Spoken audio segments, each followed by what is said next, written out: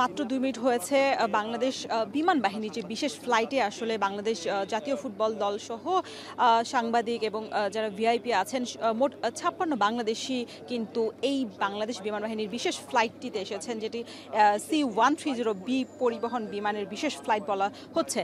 সেক্ষেত্রে কিন্তু আমরা বলতে পারি যে এই মুহূর্তে আসলে AK খন্দকার যে ঘাঁটিটি আছে বাংলাদেশ বিমান বাহিনীর, সেখানে এসে এখানে রয়েছে, বিমানটি অবতরণ করেছে এবং একটা শঙ্কার পর আসলে বাংলাদেশ ফুটবল দল যে একটা নিশ্চয়তার মধ্যে ফিরেছে, দেশের মাটিতে পা রেখেছে।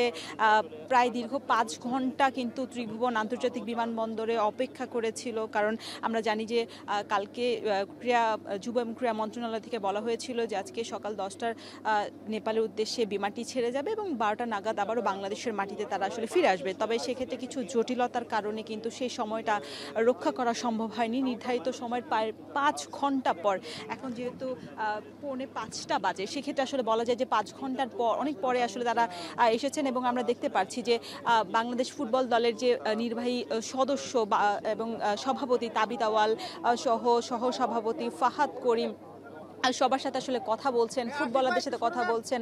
আমরা দেখছি যে হ্যাভিয়ার ক্যাবরেরা আছেন দলের সাথে, সোহেল রানা, তপু বর্মন, জামাল ভুইয়া, সবাই আসলে বেশ হাসি খুশিভাবে আসলে বিমান থেকে এক একে নেমেছেন এবং তারা একটা গ্রুপ ফটো তুলছেন সবার সাথে। এবং এটা একটা নিশ্চয়তা আসলে যে হ্যাঁ, এত শঙ্কার পর আসলে বলা যায় যে 3 দিন হোটেল বন্দি থেকে আসলে তারা এরপরে আসলে এসেছে। এটা একটা শঙ্কার, আমরা দেখছি যে একটা গ্রুপ ফটো তোলার জন্য কিন্তু তারা প্রস্তুতি নিচ্ছে, বাংলাদেশ ফুটবল দল সহ আসলে যারা সাংবাদিকরা আটকে ছিলেন। বেশ হাস্যোজ্জ্বল একটা চেহারা দেখছি আমরা ফুটবলারদের, কারণ ফুটবলাররা অনেক বেশি অনিশ্চয়তার মধ্যে পড়ে গিয়েছিলেন। আমি জানিয়ে রাখতে চাই যে বাংলাদেশ বিমান বাহিনীর যে C-130 বিমান পরিবহনটি আছে সেটি কিন্তু যুব এবং ক্রীড়া মন্ত্রণালয়ের ব্যবস্থাপনা এবং সরকার এবং বাফুফে সবার সহযোগিতায় কিন্তু এই বিশেষ ব্যবস্থাটি করা হয়েছে। এবং আপনাকে আরও একটু বেশি জানিয়ে রাখতে চাই যে নেপালে 2টি প্রীতি ম্যাচ খেলতে গিয়েছিল বাংলাদেশ ফুটবল দল 3 সেপ্টেম্বর যাওয়ার পর তারা মাঠে অনুশীলন করার পর 6 সেপ্টেম্বর প্রথম ম্যাচটিতে অংশগ্রহণ করে। তবে নেপালে যে চলমান পরিস্থিতি, রাজনৈতিক অস্থিরতা, জেনজিদের যে আন্দোলন, রাজনৈতিক পট পরিবর্তন, সবকিছু মিলিয়ে আসলে যে অস্থিরতা তৈরি হয়েছিল, সেই অস্থিরতা ধীরে ধীরে কেটে যাওয়ার পরেই কিন্তু বাংলাদেশ ফুটবল দলকে ফিরিয়ে আনার প্রস্তুতিটা শুরু করা গিয়েছে। কারণ গতকাল নেপাল ত্রিভুবন আন্তর্জাতিক বিমানবন্দরটি পুনরায় খুলে দেওয়া হয়, কারণ 1.5 দিন বন্ধ থাকার পর কিন্তু তাদের কার্যক্রম বন্ধ ছিল, যার কারণে আসলে বাংলাদেশ থেকে অনেক চেষ্টা করেও আসলে তাদেরকে ফিরে আনা যাচ্ছিল না। 3 দিন হোটেলবন্দি ছিল, 8 তারিখে অনুশীলন ছিল, 9 তারিখে ম্যাচের। তবে হঠাৎ করে আসলে জেএনজি এবং পুলিশের মধ্যে সংঘর্ষ ধীরে ধীরে ফুসে ওঠাতে আসলে তারা একেবারে হোটেল বন্দি হয়ে পড়ে বাংলাদেশ ফুটবল দল সবাই। এর মধ্যে তারা সার্বক্ষণিকই আসলে বাফুফের তরফ থেকে, যুব এবং ক্রীড়া মন্ত্রণালয়ের তরফ থেকে যোগাযোগ করা হচ্ছিল, তাদের সার্বিক পরিস্থিতি জানা হচ্ছিল যে তারা আসলে কিভাবে আছে। তারপরও আমরাও বারবার চেষ্টা করছিলাম তাদের খোঁজ খবর রাখার, তারা কবে ফিরবেন, তাদের মানসিক অবস্থা জানার। দলের যিনি ম্যানেজার আছেন তিনি আমাদেরকে আপডেট জানাচ্ছিলেন। তবে তাদের একটা হোটেলবন্দি থাকলেও তাদের যে একটা নিরাপত্তার শঙ্কা সেটা সবসময় ছিল। তারপরে তাদেরকে রিল্যাক্স করা বা তাদেরকে আসলে যেই আশ্বস্ত করা যে হ্যাঁ তারা নিরাপদে বাংলাদেশে পৌঁছাতে পারবে, সেটা সার্বক্ষণিকই কিন্তু বাফুফে এবং সরকারের পক্ষ থেকে করা হয়েছিল। দর্শক, আমরা দেখতে পাচ্ছি যে এখন কিন্তু বাংলাদেশ ফুটবল দলের যে গ্রুপ ফটোটা সেটা শেষ হয়ে গেছে। বাংলাদেশ দল বেশ মেজাজ এখন বলা যায়, কারণ অনেকটা বলা যায় অনেক হাফ ছেড়ে বাঁচা। কারণ বাংলাদেশ ফুটবল দল নেপালে যে পরিস্থিতি, কখন কি পরিস্থিতি দাঁড়ায় আমরা দেখেছি বাংলাদেশের গণ অভ্যুত্থানে জুলাই আগস্টের সময় আসলে কখন কি হয়ে যায় কখনো বলা যায় না। সেই পরিস্থিতিটাই তারা ফুটবলাররা আবার সাক্ষী হয়েছেন নেপালে গিয়ে। অনেক আপনাকে জানিয়ে রাখতে চাই যে অক্টোবরে হংকংয়ের বিপক্ষে কিন্তু কথা এই মুহূর্তে বাংলাদেশ বিমান বাহিনীর তরফ থেকে কথা বলা হচ্ছে, আমরা একটু শোনার চেষ্টা করব কি বলা হচ্ছে। You are the national asset, আপনারা দেশে বাংলাদেশকে রিপ্রেজেন্ট করেন, we really felt for you. আমরা যখন শুনলাম যে আপনারা স্ট্যান্ডার্ড অবস্থায় আছেন, একটু সেফটি কনসার্ন আছে, আমার যে কলিগস আছে আমরা যখনই পেলাম they work day and night, okay everyone basically, because যে এরকম একটা ফ্লাইট করতে গেলে অনেক কোঅর্ডিনেশনের দরকার হয়। আমরা initially our plan was to send it yesterday, গতকালকে, but because of some other reasons we couldn't do it. But the good thing is that, alhamdulillah, you all are back very safely. Yeah, thank you very much. Thank you. Thank you. Okay, thank you so much. আমার একটাই শুধু আবেদন থাকবে, আপনাদের মাধ্যমে যেন আমরা আন্তর্জাতিক পরিমণ্ডলে আরো পরিচিত হতে পারি ইনশাআল্লাহ। Thank you so much. Okay, ভালো থাকেন। ওকে, আসসালামু আলাইকুম। দর্শক, বিমান বাহিনীর পক্ষ থেকে জানানো হচ্ছিল কিভাবে আসলে একটা ফ্লাইট বা পরিকল্পনা করে তাদেরকে সফলভাবে বাংলাদেশের মাটিতে ফিরিয়ে আনা হয়েছে। বাংলাদেশের ফুটবল দল কিন্তু 37 জন ফুটবল দলের মধ্যে টিম ম্যানেজমেন্টের কোচ, ফুটবলার সহ মোট 37 জন ছিলেন এবং 11 জন সাংবাদিক ছিলেন। আমরা দেখতে পাচ্ছি ফুটবলারদের পাশাপাশি মাহফুফের সহসভাপতি তাবিদ আওয়াল আছেন। এখন এপাশে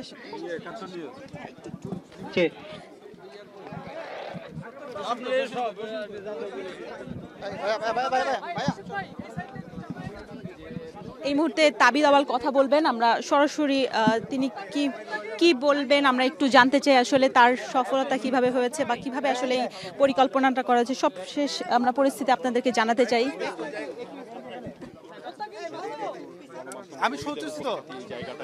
তাবিদ আওয়াল আসলে একদম শুরু থেকেই আসলে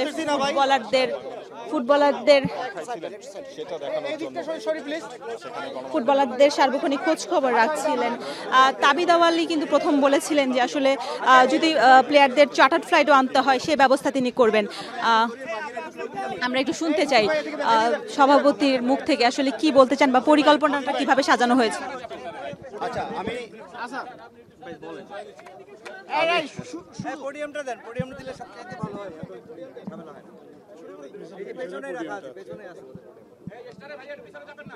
পোডিয়াম। আচ্ছা ভাইয়া, ও ওই যে ওখানে দিয়ে, হ্যাঁ পোডিয়ামে জি না, ওইটাতে যে ওইটাতে দর্শক আমরা একটু, এটা কার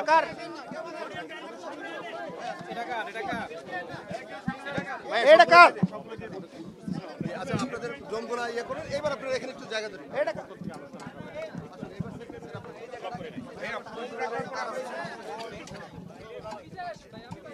দর্শক, আসলে গোছানো হচ্ছে, বেশ অনেক সাংবাদিক এখানে উপস্থিত রয়েছেন।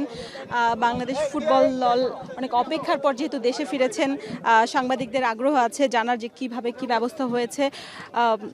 আমরা শুনবো। পিছনে চলে আসেন, আইএসপি পিছনে চলে আসেন, বা ওই যে এদিক থেকে সরে দিতে হবে, ওই যে ওই দিক থেকে সরে দিতে হবে, একটু জায়গা দিতে হবে, জায়গা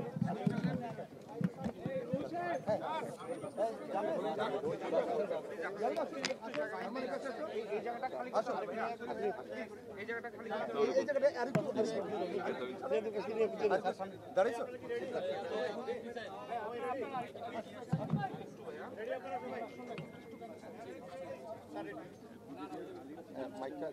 বিসমিল্লাহির রহমানির রহিম।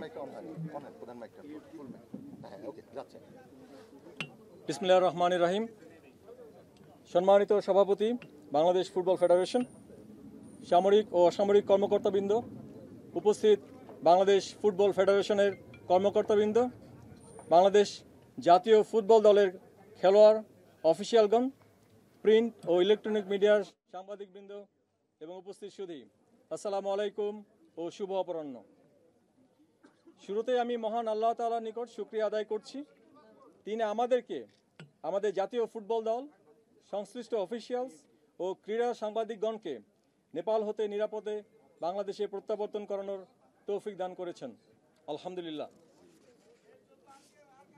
আপনারা ইতোমধ্যে অবগত আছেন যে বাংলাদেশ জাতীয় ফুটবল দল নেপাল জাতীয় ফুটবল দলের সাথে দুইটি ফিফা টিয়ার 1 ইন্টারন্যাশনাল ফ্রেন্ডলি ম্যাচ খেলার জন্য গত 3 সেপ্টেম্বর 2025 তারিখ নেপাল গমন করে। খেলার সূচি অনুযায়ী গত 6 সেপ্টেম্বর 2025 তারিখ প্রথম খেলাটি অনুষ্ঠিত হয়। পরবর্তীতে গত 7 সেপ্টেম্বর 2025 তারিখ হতে নেপালে ছাত্র জনতার সরকার বিরোধী বিক্ষোভ তীব্র আকার ধারণ করায় স্থানীয় আইন শৃঙ্খলার পরিস্থিতির ক্রমশ অবনতি হতে থাকে। ফলশ্রুতিতে 9 সেপ্টেম্বর 2025 তারিখ অনুষ্ঠিতব্য দ্বিতীয় ম্যাচটি বাতিল ঘোষণা করা হয়। এদিকে নেপালের সৃষ্ট রাজনৈতিক সংকট ও আইন শৃঙ্খলা পরিস্থিতির চরম অবনতির কারণে বাংলাদেশ জাতীয় ফুটবল দল কাঠমান্ডুতে একটি হোটেলে অবরুদ্ধ হয়ে পড়ে। এহেন পরিস্থিতিতে বাংলাদেশ জাতীয় ফুটবল দলের সদস্যবৃন্দ ও ক্রীড়া সাংবাদিকদের নিরাপত্তার স্বার্থে তাদেরকে জরুরি ভিত্তিতে স্বদেশ প্রত্যাবর্তনের জন্য বাংলাদেশ ফুটবল ফেডারেশন কর্তৃক যুব ও ক্রীড়া মন্ত্রণালয়ের মাধ্যমে সশস্ত্র বাহিনী বিভাগকে অনুরোধ জানানো হয়।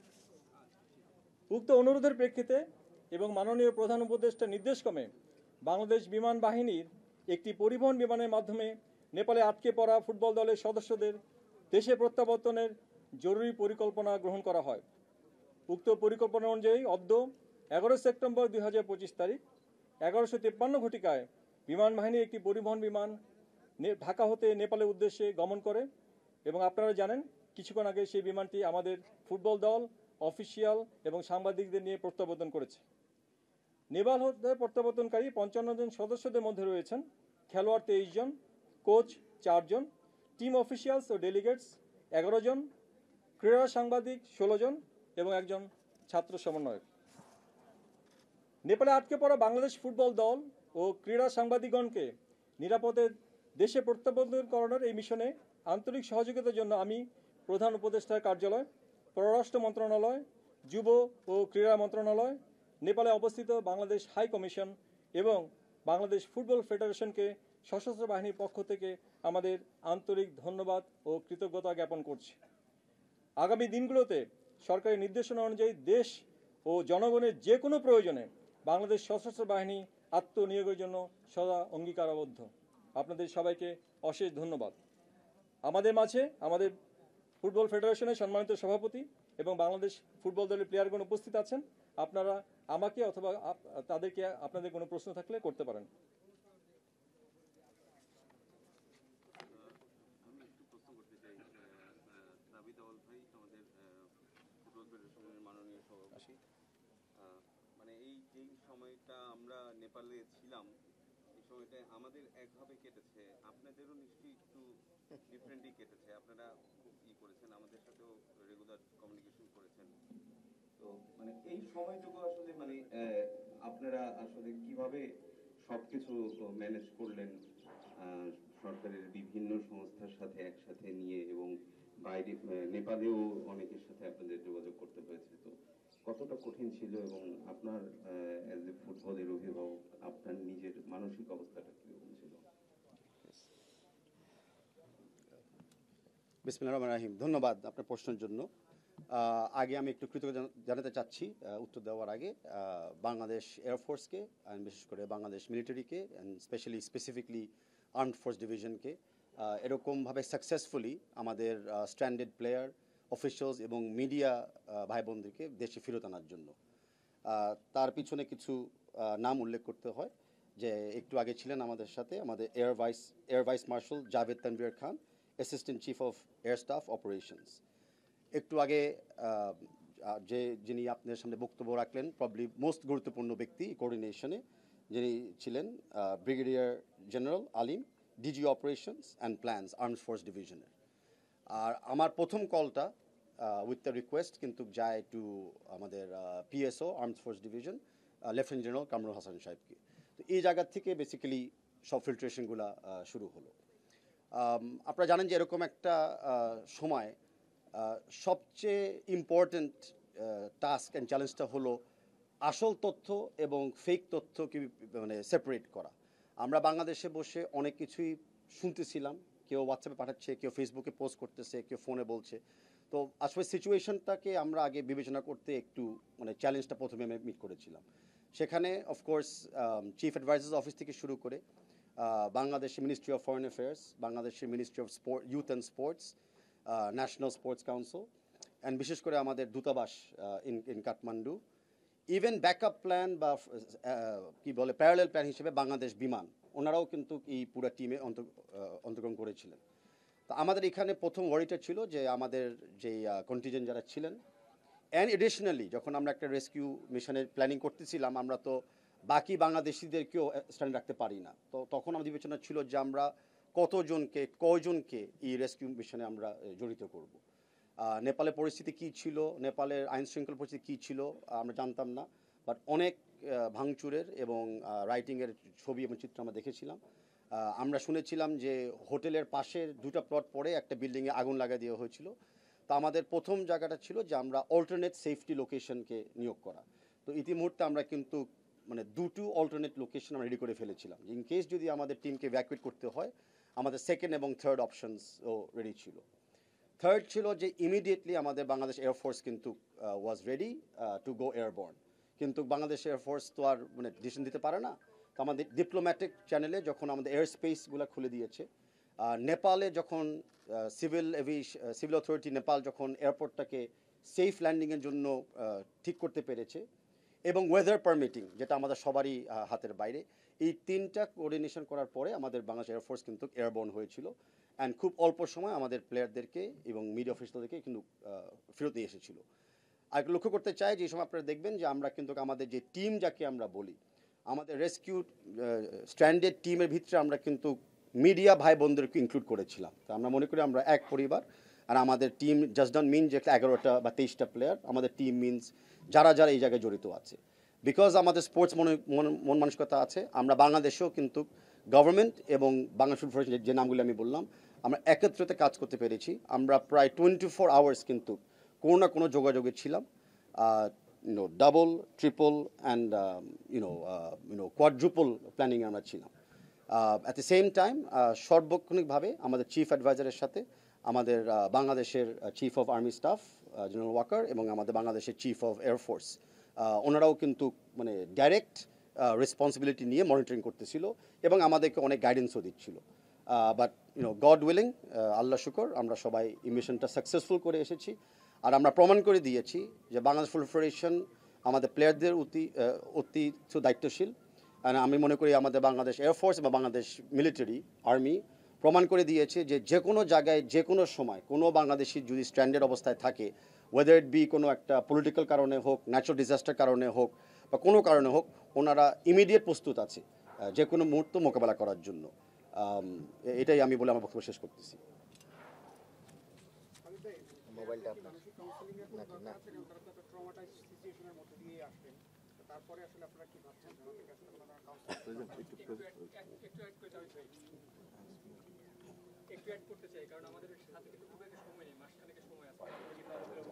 খেলতে হচ্ছে, ভাই যেটা বললেন যে প্লেয়ারদেরকে এই ট্রমার সিচুয়েশন থেকে বের করে আনার জন্য কোনো কাউন্সিলিং ব্যবস্থা করবেন অথবা কোনো প্ল্যান আছে কিনা? Thank you. ডেফিনেটলি আমাদের স্ট্যান্ডার্ড মেডিকেল প্রসিজার্স বলে যে এরকম একটা সিচুয়েশনের পরে আমরা সকল প্লেয়ারদেরকে মেন্টাল কোচিং অথবা সাইকোলজিক্যাল সাপোর্ট দিব। যাদের যাদের লাগে তারা অবশ্যই পাবে, আর যাদের লাগে না তাদেরকে আমরা অ্যাসেসমেন্ট তাও করব ফর দেয়ার সাইকোলজিক্যাল ওয়েলবিইং। তার সাথে এরকম একটা ট্রমার সময় অনেক ফিজিক্যাল ইনজুরিও হয়, যেটা অনেক সময় বোঝা যায় না বিকজ অফ দ্য ইনিশিয়াল শক। তো আমরা ওই ফিজিক্যাল ইনজুরির জন্য আমরা কিন্তু প্রস্তুতি নিয়েছি। ইন দ্য মিন টাইম যেটা আবারও বলেছি, বাংলাদেশ আর্মড ফোর্সেস কিন্তু ওনাদের সকল মেডিকেল অ্যাসিস্ট্যান্সও প্রস্তুত রেখেছিল অ্যান্ড আমাদেরকে সহযোগিতার জন্য বলেছিলেন যে যখন যেখানে লাগে ওনারা প্রস্তুত আছে। এই টাইমে আমি বলি যে আমাদের আপনারা জানেন যে আমাদের ওয়েবসাইটের মাধ্যমে আমরা নিয়মিত বাংলা সিটিজেনকে ইনফরমেশন দিয়েছিল আমরা কী করতেছি না করতেছি।